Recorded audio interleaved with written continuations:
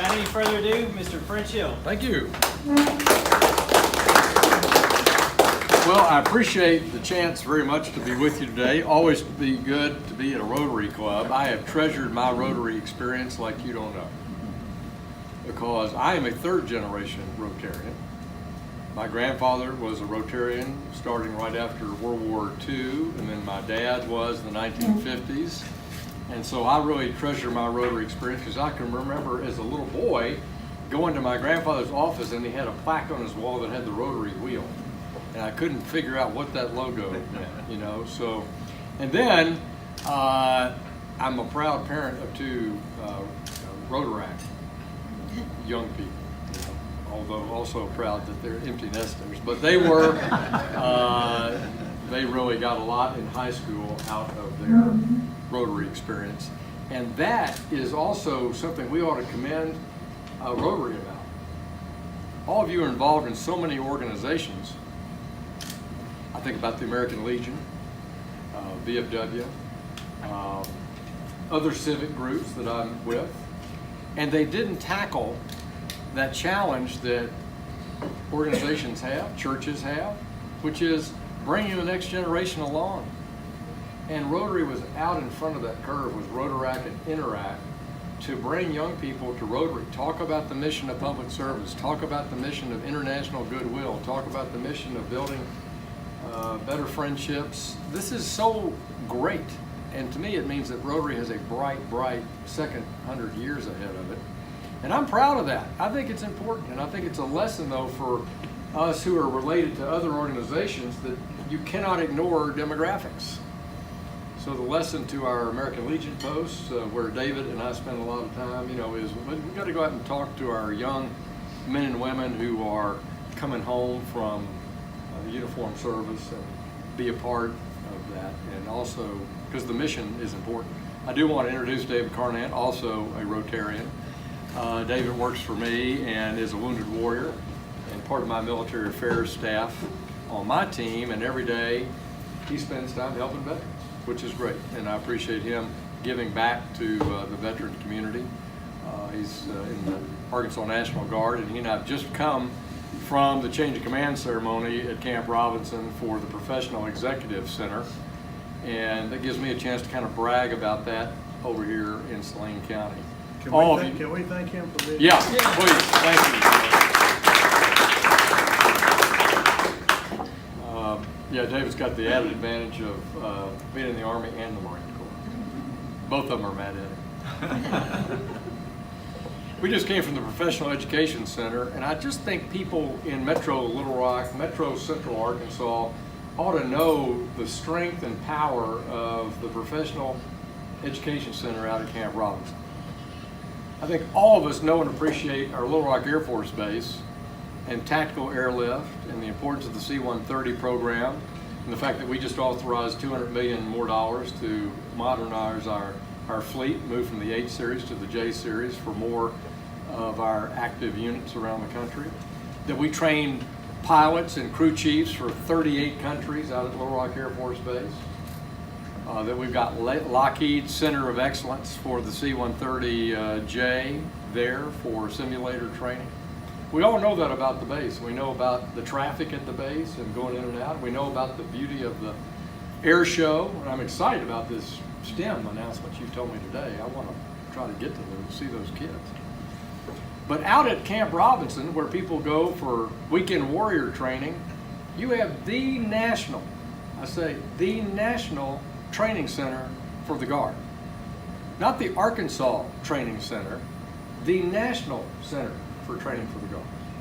And when I travel around in my 7 counties, I just don't think people recognize that. 16,000 Guardsmen from around the United States of America came here in the last fiscal year and spent days at Camp Robinson in training for basic skills, cyber warfare, HR training, combat training. We have a big infantryman marksman contest. We have allied nations who come participate in that. And they're the largest user of Little Rock National Airport. So one reason I was so proud to vote for the defense authorization bill that gave the pay raise in 9 years to men and women in uniform, helped with this money for the C-130 program. It also rebuilt something that's been down for about 8 years, which is our whole training budget. You can't have a ready force if you don't have a training budget. And that hurt our boardings out at Little Rock National Airport, hurt the flow through of men and women coming out for training at Camp Robinson. So that's not what I want to come talk to you about today, but we just got back from there. It's so important to our district, so important to the men and women in the Guard across the nation. So that's why we had a 2-star general down from the Pentagon this year to participate in this change of command ceremony. So just know that not only is Little Rock Air Force Base a center of excellence in combat airlift, but Camp Robinson is the training center of excellence for the entire Army Guard in the United States of America. Pretty cool. French, can I just interject? Sure, I'm please. so proud. Yeah. So we just announced yesterday at the Air Force Base Community Council meeting that our Guard just got back from the big leadership conference, and there are 5 awards that are given out. There are 90 different Guard units when you include both Air Force and Army, and Arkansas came back with 4 of the 5. Yeah. Yeah. So it's, it just does my heart good. I see how hard our men and women work in uniform, both at the Guard, Reserves, and active duty here, how important it is to our Central Arkansas community. It just makes me smile inside, and thanks for saying that. Just a big part of my life is trying to help them get the resources to do their job. I wanted to reflect today about the importance of Rotary, I think, in our civil discourse. There was a very interesting article in the May Rotarian magazine. That was, I want to get the name of it right, so I brought it. Neurologic is the name of the article, so if you go back and read it in print or online, you'll have it. And it's written by a guy named Joe Quinnen, and he quotes a Nobel Prize winning professor named Daniel Kahneman, not a particularly good name for a psychological topic, but nonetheless, that's his name. And it sets up this premise about how hardwired the human brain is, and how hardwired we are to our positions that we take. And that's what the theme of this article is about. And you see it with kids, and you see it with adults. And you see it with the rationalizing behavior that we all have. If you're trying to quit smoking, or if you're going to try to make a major change in your life from a behavioral point of view, it's very, very difficult. And likewise, this article talks about a lot of us that have fixed beliefs. We think the food is bad in London and that people in Paris are unfriendly.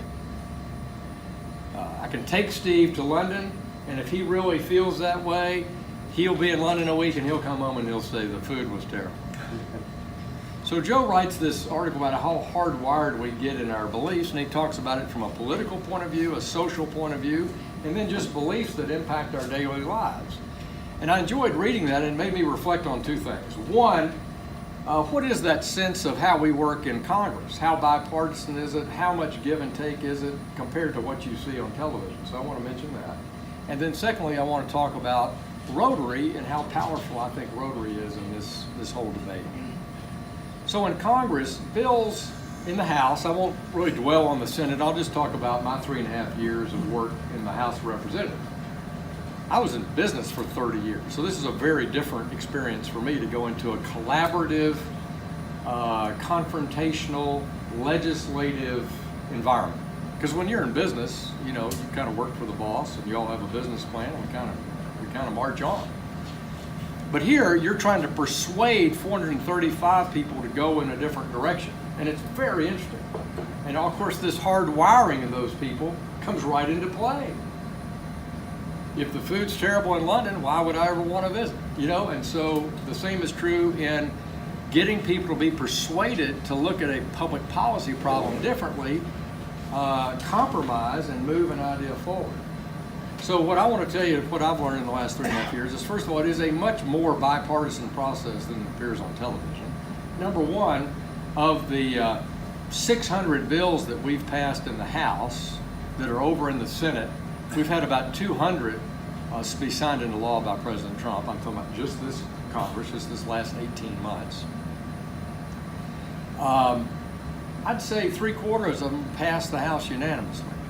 They were on what's called the consent calendar. It means that both parties agree with the mission of the bill, it passes, and it moves on up the food chain over to the Senate and on to the President. Point one. Point two, in our committee, I'm on the House Financial Services Committee, good place for somebody who was in investments and community banking for 30 years to work. No bill, we don't advance bills that don't have a Democrat and a Republican co-sponsor. I think people, well, that's not true. Well, yeah, it is true. So if we want a bill to pass the House, then in the committee process, we work hard to find Democrats and Republicans to co-sponsor the bill in order to move it through the hearing process and the passage process before it heads over to the Senate. And the vast majority are like that. Naturally, there's some that are harder than others, but that's point two. Thirdly, the work on those committees is bipartisan because you get to really get to know your members in that smaller group of the House. So on the House Financial Services Committee, there are about 54 members out of the 435.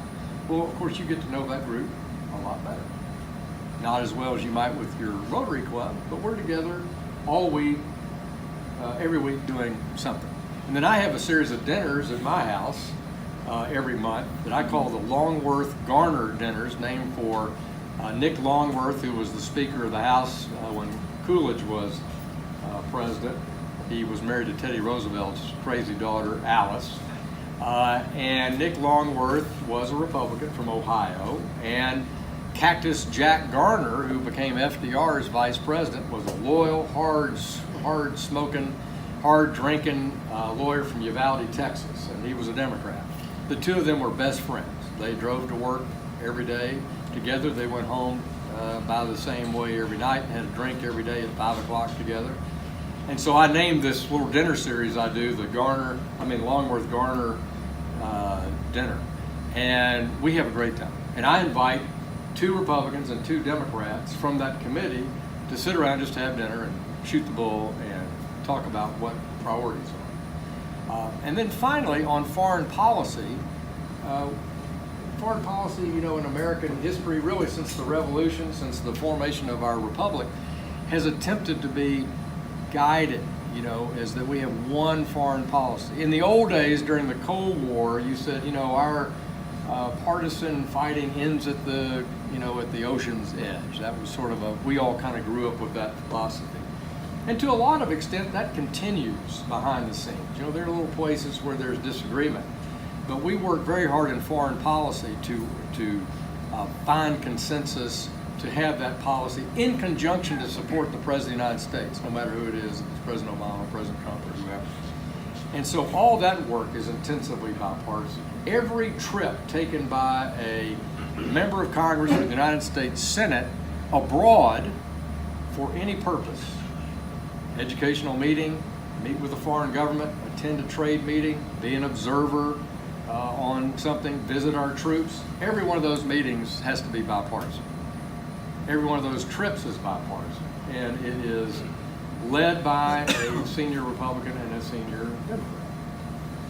So I wanted to say that that's kind of how we work around the hard wiring, is by getting into smaller groups, talking about issues in a more narrow way.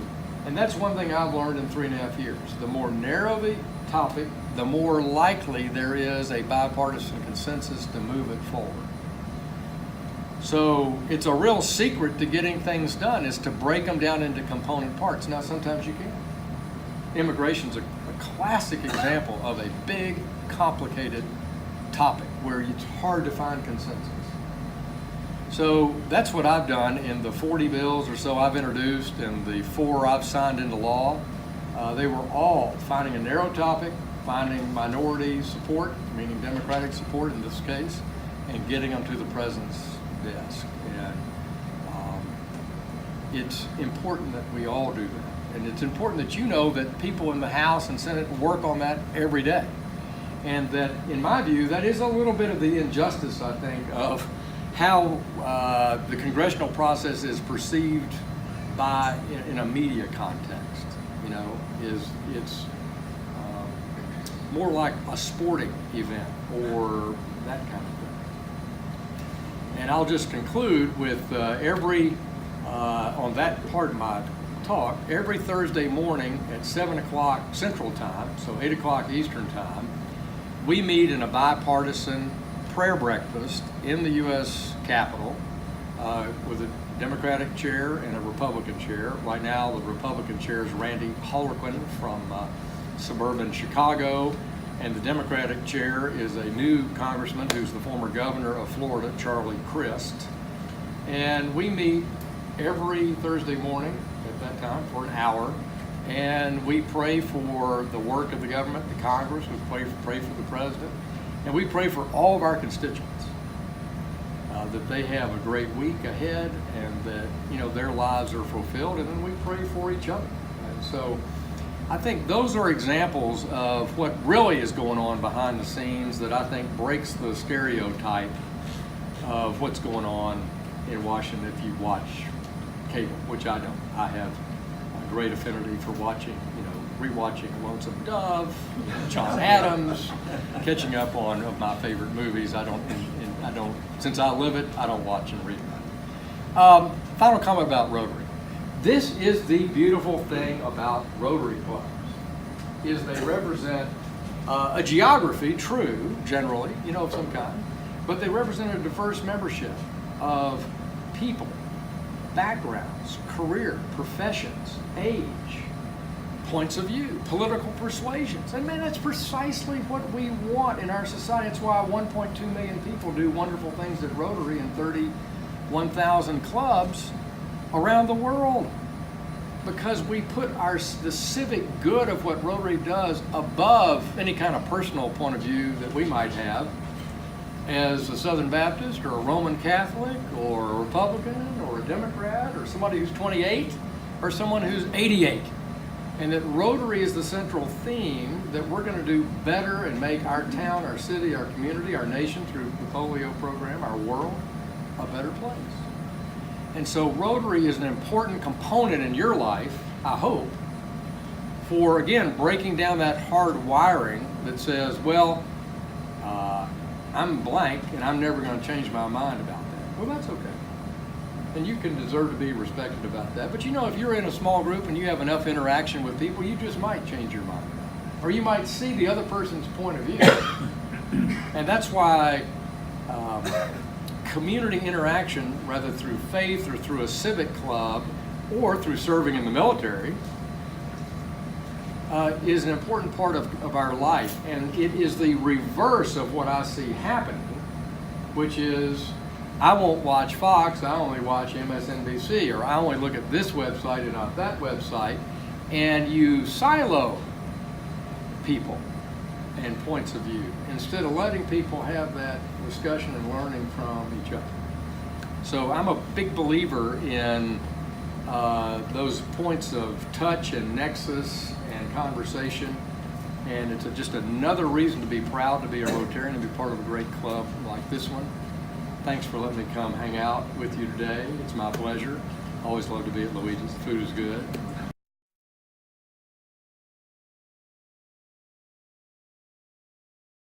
And if anybody's got a question, I'll be happy to take it. Thanks for letting me come by and say hi. All right. We got questions, don't we? I got a question. You got one here, Carrie? Okay.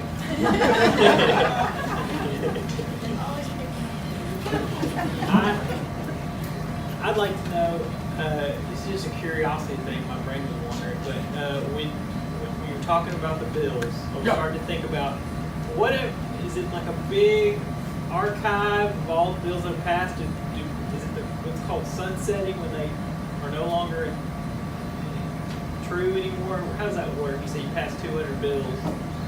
Yeah, well, this is a good question. So, several thousand bills are introduced each 2-year session of Congress. And you start early, You recruit co-sponsors, Democrat and Republicans. You find people who agree with you. Then you go to the committee chairman and the ranking member on the committee. That means the senior-most person from the opposition party. Where are they on that topic? You try to get a commitment to a hearing. Very difficult to move a bill without a hearing. There are some exceptions. I can tell you when I passed Central High School without a hearing, but have to have a hearing. And then it's the politics of, is that bill more important than another bill to move it across the House floor? And is there anybody over in the Senate who also supports the idea, who is leading the effort in the Senate? All along the while, you're working with whoever is the President of the United States and their staff. Would they sign it? So it's kind of a cool logistic. I like the logistics part once you think of a good idea. And then you want to find people on your side to help push it along at home. So at the end of the 2 years, though, and this is your point, no mas. If it didn't pass, you got to start all over again. There is no carryover. And so that's again why I say going narrow gives you a better shot to pass a bill. I expanded the boundary of the Central High School National site at the request of Little Rock. They tried for 10 years to get it done. They couldn't get it done. Don't ask me why. But John Lewis and I worked together and we got that passed in the House. Senator Cotton navigated some very rocky shoals over in the Senate and got it done over there as well. So pretty narrow topic, but it gets caught up in the other politics of what? Well, the National Park Service. Money for the National Park Service. A member of the Senate who doesn't like Senator Cotton, who's on the committee, who controls whether that bill moves forward or not. So, but they do all start over. And so, yeah, every bill not passed would, in your theory, in your words, sunset. You have to start over again. I've got a bill right now that's got 40 co-sponsors, strongly backed by a big group of us in the House, that criticizes the misbehavior, we think, of the Egyptian government towards Christians in Egypt, particularly Coptic Christians in Egypt. And the word Copt in Greek is the word that means Egypt. This was the church founded by St. Mark in Alexandria. So these were one of the earliest Christian communities after the death of Christ there in Alexandria. And it's about 15 or 20% of the population of Egypt, which is approaching 100 million people in total there. And we love the partnership America has with Egypt. We've never had a better ally in the Camp David Accords on peace for Israel than we have with Egypt. And President El-Sisi has been a good partner of the United States and the European Union. He's been saying the right things about changing the education system in Egypt, being tolerant, increasing religious tolerance, increasing opportunities for Christians in the legislative branch and the executive branch and the military. But it's just scratching the surface. So this is a House resolution that encourages continued progress. And that's been exciting to work on, but it's one of those, I'm right now plotting behind the scenes. Can I get enough consensus? Can I get Ambassador Brown back in the U.S. State Department to support it? And can I pass it before the Congress goes out of session this year? So that's one that's on my mind right now. Mayor Dabbs. Can you give us an update on the Main Street tax, the internet tax, where that's at? And is that a congressional issue or is that a state legislature issue? It's a fantastic question. Internet sales tax, everybody knows what we're talking about, I hope. And the Supreme Court did rule, as many people expected once they got a new case, to update the old catalog rule about having a nexus in sight to be able to levy and collect local sales tax. And that occurred at the end of April. So the question now is, and the mayor asked it appropriately, does that just simply mean it's now open to state legislatures to pursue a legislative solution in each state? And Colorado has been a leader there. South Dakota would be a leader there. Or does it actually free up Congress with more direction and less controversy to design a federal rule? And the answer to your question is, I don't know. it's been real interesting that it has been, in some ways, fascinating. It's been a radio silence in a way from that court case. I haven't had like the municipal league or people have a concrete point of view about that, nor have I heard the federal supporters of the old proposal come forward out of the woodwork and say, well, now that the Supreme Court's ruled, we ought to do X. With that information, I would advocate for some leadership in that area, because we are, at the local level, we are dependent on those dollars to fund Yeah. primarily fire and police and infrastructure. Right. Bryant grew 26% in the last 8 years, and that is not reflected in our tax increase, but our responsibility has increased that Right. much. Your scope. In regards to Yeah. what we need to be providing for fire and police and I appreciate that. But I'm gonna, like I say, I don't know the lay of the land since the case, and I don't know that anything would necessarily happen before the fall elections. But we will have a major lame duck session of Congress after the elections, and that's a potential place too. But I'll circle back to you on that. Thanks for asking. Yes, sir. We brought up the internet. I'm sitting there watching Facebook. Somebody invites me to look at a funny kitty video. So I click on it, and the first thing comes up is this very negative ad with Mr. Frank Shell's name. And I get an invitation down there at the bottom that I can skip this ad in 3 seconds, so I skip it. I don't know who it is that's dogging you there. Who's your opponent? Well, I have an opponent who's a young lawyer in Little Rock, and I think that internet ad is probably one paid for by the National Campaign Committee for the opposition party. I'll be very sensitive to Rotary's rules about not discussing political campaigns. How do you keep up with everything you're going to have to vote on?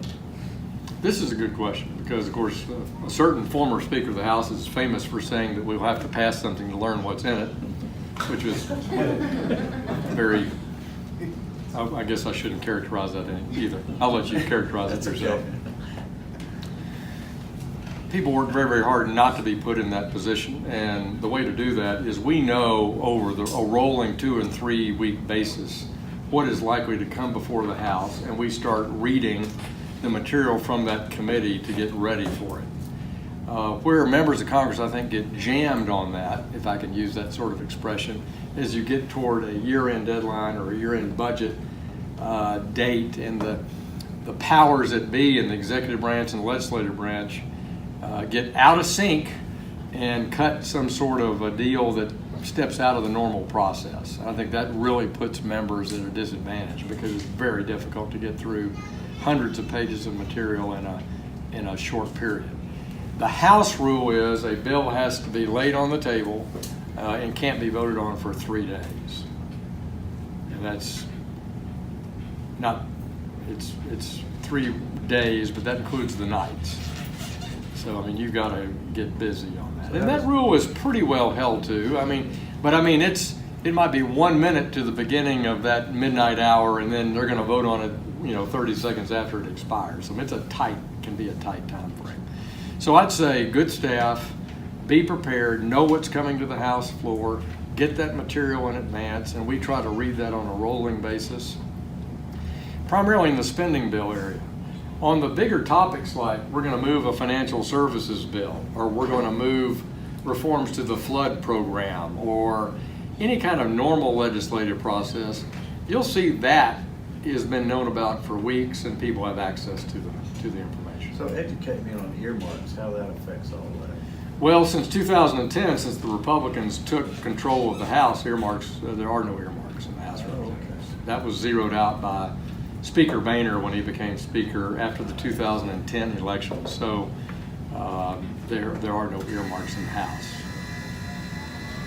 I want to thank you because so many times I've been up there to visit on behalf of the base, and you and your staff always make time for us. I don't feel rushed. You really listen. Appreciate everything you did to help us get everything situated about the runway. Yeah, that was not a good situation. I'm glad we're in a good medium situation. Look forward to prompt repair and move on. you alluded to this anecdotally, but I'd like to know your favorite food and place to visit country other than country, like ethnic food, not American food, and then also country to visit. Favorite ethnic food would be Japanese food. And favorite country to visit is, that's a little tougher. I have eclectic tickets. Texas, yeah. I married a foreigner. She's from Dallas. I would say it's a toss. I'll give you a toss. It's a toss-up. I love the people of Japan and the country of Japan. So I like traveling in Japan, but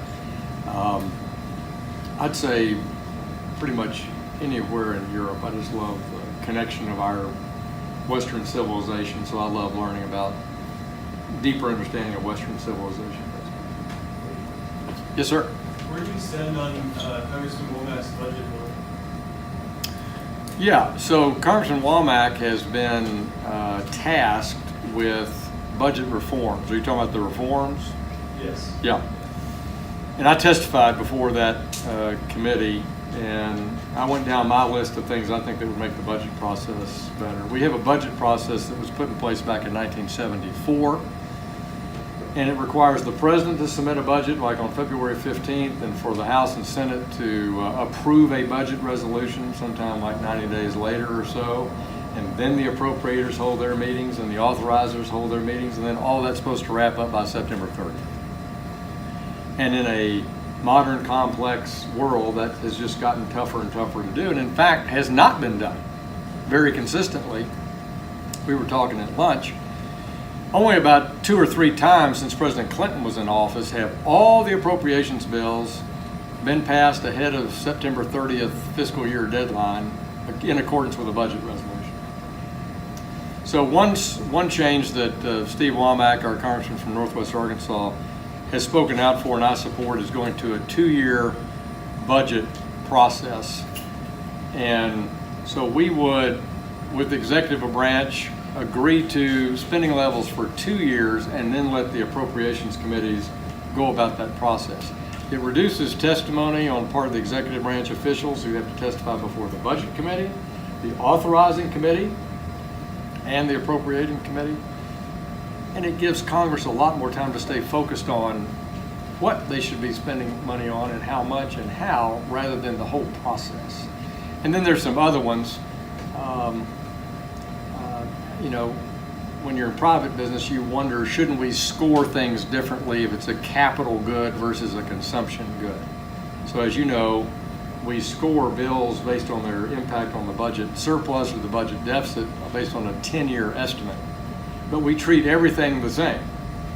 So buying F-35s is treated just like hiring people. And I'm thinking, you know, one's a capital item that's going to last a long time, and one is a consumption item. So there have been some ideas on how to redo scoring in the 10-year budget window, and should the 10-year budget window be longer for certain expenditures that have a longer life as they're estimating the impact on the federal budget deficit. But thanks, good question. Yes, sir. Is there a layman's way of explaining baseline budgeting? Yeah, there is. Again, it goes back to the 1974 Act, and when you read what is the budget baseline, that takes the current fiscal year that you're in, and it says there is no policy change to it, and they just project it out for 10 years. So we're going to spend, this is all hypothetical, we're going to spend $5 billion on this program at HUD. The budget baseline for that program assumes no program change or personnel or tweaking, and that becomes sort of the budget baseline. It's not inflation adjusted or? It's not inflation adjusted. Well, it may be inflation adjusted. That's a good question. I'm not sure if it's not inflation adjusted, but the key point is it proposes no change. And of course, that's, no business would do that. You know, and so that, but it's a way to kind of hold a steady state. And then the more, I think, challenging part of that 74 Act lexicon is when an opponent of something says, well, he proposed a cut. Well, But unless they say the word to current outlays, there are like 4 other budget numbers they can say that so-and-so proposed a cut. And it's not a cut. So I always ask my staff to give me, just using my HUD example, what did the government actually spend for that program last year? What was the outlay? Not the budget, not the president's budget request, not the committee's authorized spending level. All those are different. The only one that tells me as a financial person, former Treasury Department worker, is the outlay. That is the cash out the door to buy X at HUD. And that's why you see so many games being played. So-and-so voted for a cut. Well, it might be from the Senate authorized level, the House authorized level, the president's budget request. And so you see how people can play games with it. But if you just go straight to the heart of financial budgeting and money, you want to see what are the outlays for that program. Appreciate it. Thank you all.